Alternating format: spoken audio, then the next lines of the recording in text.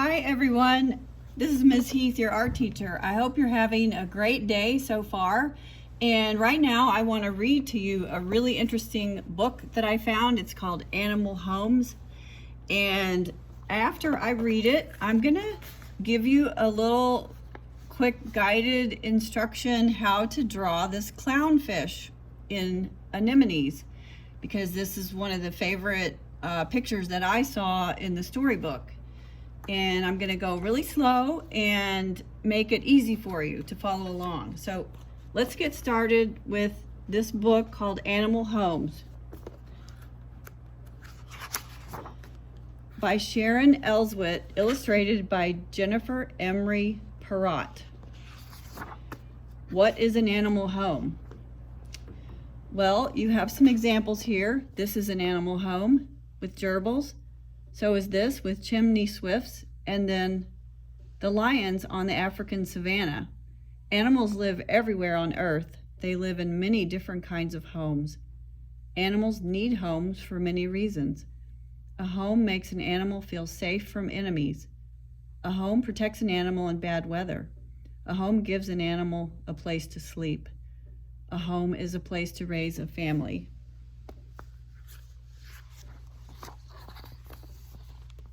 Some animals find their homes. Some animals build them. Some animals live alone, and some live together. Sometimes animals share a place just as people share an apartment building.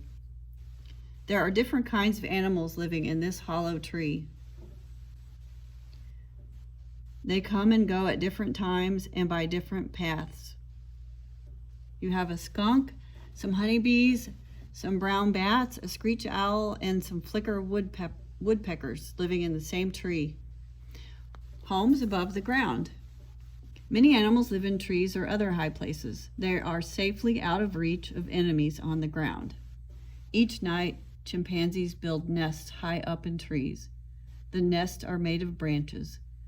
There, the chimpanzees can rest peacefully far above other animals.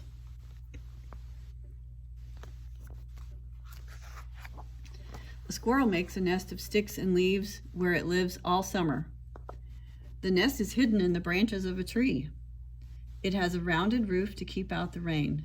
Sometimes the squirrel will move into an empty bird's nest. The squirrel will add a roof. By late autumn, squirrel nests are empty. The squirrels spend the cold months of the year in holes in trees.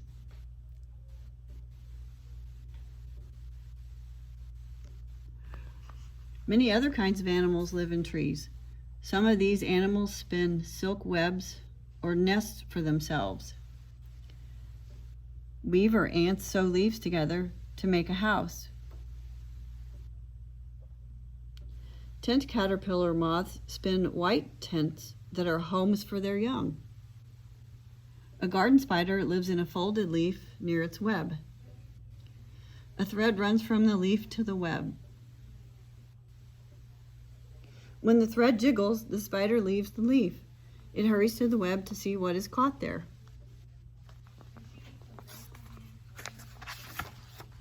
Beehives.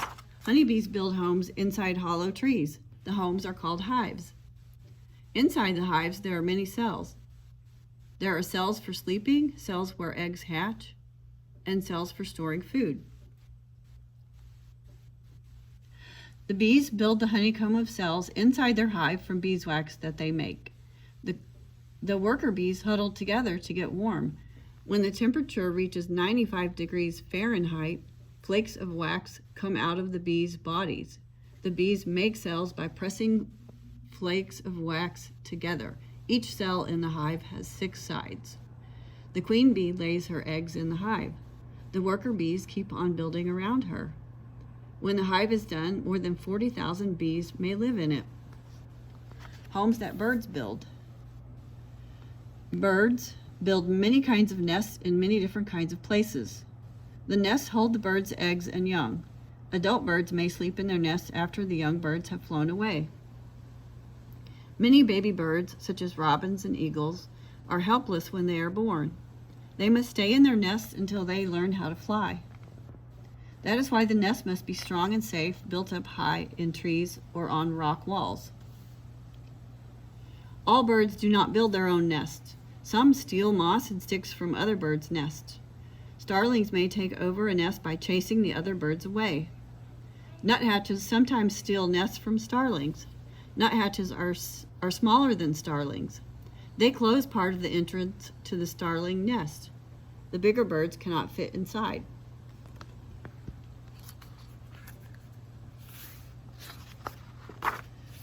Hummingbird. The tiny hummingbird builds a nest that is less than 1 inch around.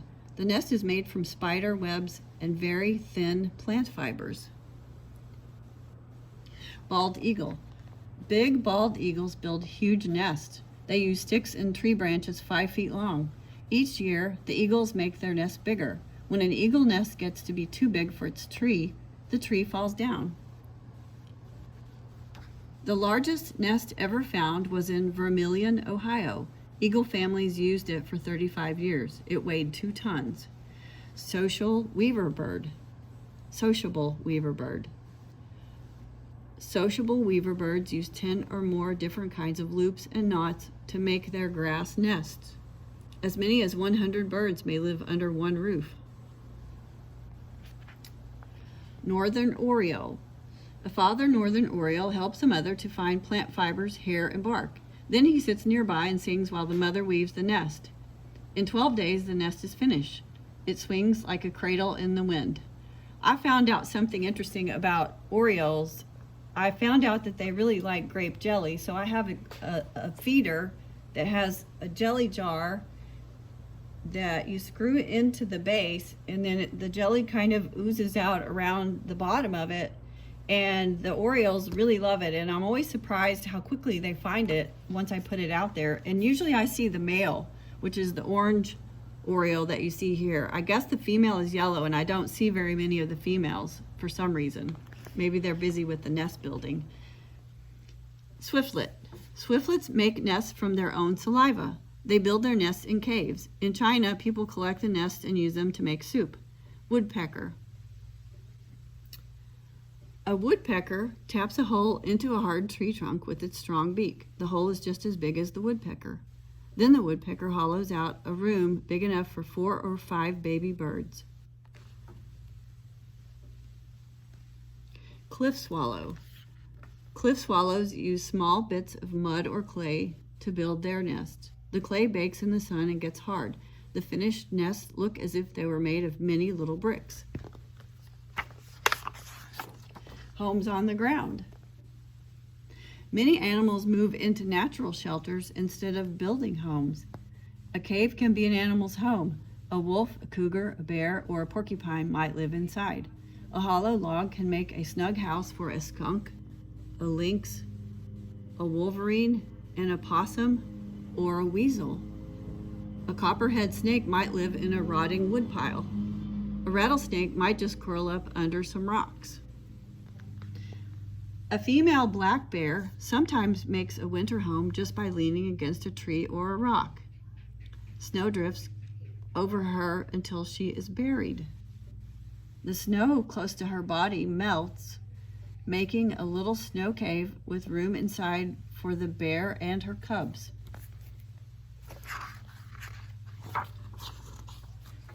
Home ranges. An animal may live in one special area called a home range. In this area, there are places where the animal always goes to rest. The animal knows the best places to win fights on this land and the best places to hide. Animals almost never leave their home ranges.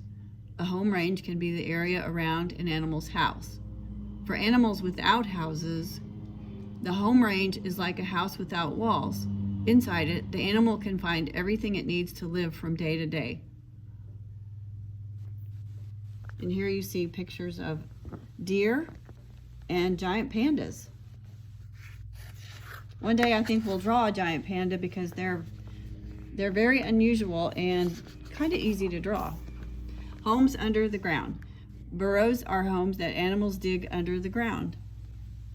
They are called warrens for rabbits, dens for foxes, and setts for badgers. Many other kinds of animals live in burrows too. Simple burrows have a tunnel that goes down into the ground, a nest for sleeping, and a pantry for storing food. There may be rooms used as toilets. Drains may carry rainwater away from bedrooms. There are usually back doors for escaping from dangerous visitors. Most burrows go down only 2 or 3 feet, but ants dig tunnels as deep as 15 feet. A chipmunk burrow is not much more than 1 foot deep, but the shallow burrow still makes a cozy home. An animal may try to move into an empty burrow instead of digging a new one. This woodland burrow was home for 3 different animal families in 3 years. Each family changed the burrow a little bit to meet its needs. First year was woodchucks, second year was red foxes, third year was wolves. How a mole digs its home. Moles spend most of their lives underground. They are expert diggers. In 1 hour, a mole can dig a tunnel 13 feet long. To turn around, the mole must flip over. One of the smallest burrows is made by a trapdoor spider. Its burrow is only a few inches long. The spider makes a silk door to cover the opening. It hides the door with sand. It can hold the door closed when enemies try to get in, and it can spring the door open to surprise and catch insects for food. Homes in the water. Here you see a clownfish and the sea anemone around it, which is what we're going to draw next. A part of an ocean or a whole lake or pond can be an animal's home. A coral reef is a good home for sea animals that like to live where the ocean is warm. As many as 3,000 different kinds of animals may live in a large coral reef. And I think we'll stop the story right there. And I'll go ahead and show you, this is my drawing and coloring of a clownfish in an anemone. And I'm going to show you how to draw it. Starting with, we're going to draw, and I'll hold it up so you can see it. I'm going to use a marker so you can see what I'm drawing, but you can use whatever you have if you have a pencil or a crayon. So let's start by drawing the shape of the fish body kind of in the middle of your paper. And I would say it's kind of like a flat football. It's, you know what the shape of a football is like, but this is a little flatter because it doesn't have air in it. And then I'm going to draw the tail fin. Now don't worry if yours doesn't look exactly like mine. Then I'm going to draw the mouth like that, and the eye. Then the clownfish has 3 stripes. So I'm going to draw 1 stripe in the back, and it's kind of a wide stripe. Then I'm going to draw another stripe, but leave a space right there because that's where the fin is going to go. So do the stripe in the middle like that. Then draw the stripe that goes in the front. Now let's draw a fin right here, and then let's draw the other fin, which is kind of tucked behind his body. Then let's draw 2 fins on his back, and then 1 more fin at the bottom. So that is the shape of the clownfish. And if you need to pause the video right there, go ahead and pause it. I'm going to go ahead and draw some of these anemones, which are just long. I would say they kind of look like long Cheetos. So they're just these long shapes. And this is just the type of habitat where the clownfish is happy. For whatever reasons, they like to hang out in these anemones, and I think they breed there and maybe have babies there. So I'm just drawing a bunch of those shapes, long oval shapes, and you do not need to make sure that yours looks just like mine. But I'll write the word in a second. And just pause this video wherever you need to pause it. And then some more up here. So then I'll write the word so you can write it too. Clown. C-L-O-W-N. Fish. F-I-S-H, clownfish. And then the word anemone is spelled A-N-E-M-O-N-E,